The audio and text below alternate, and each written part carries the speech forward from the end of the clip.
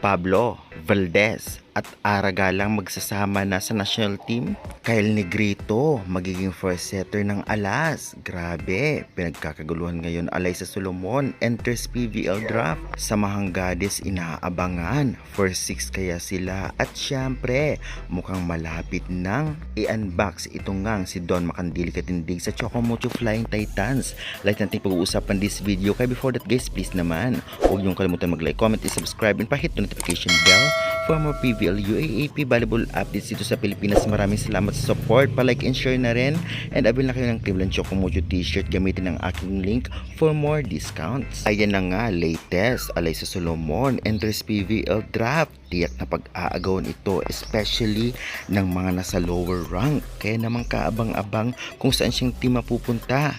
Tiyak tayong first pick itong si Alyssa Solomon.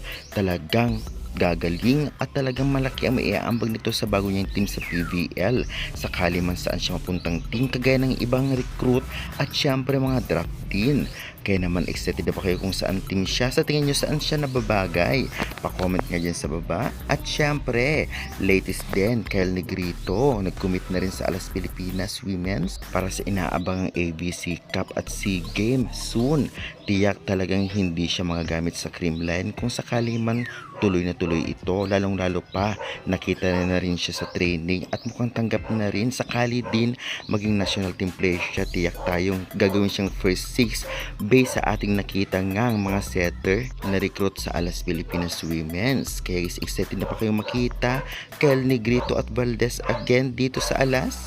Pa-comment na rin dyan sa baba. Syempre, isa rin sa latest update, itong ngang Valdez at Aragalang at Mayla Pablo magsasama sa isang team. Tiyak maganda ito, lalong lalo pa nakita na rin natin na yung naging opposite spikers din itong ngang si Aragalang at panagsama-sama ang mga star player na ito. Mukhang big impact ito sa Alas. Marami na nasayang dahil ang NU ay mukhang nag-back out dito sa Alas, ngunit napalitan din naman ng ilang malalakas sa players. Kaya guys, excited na ba kayo?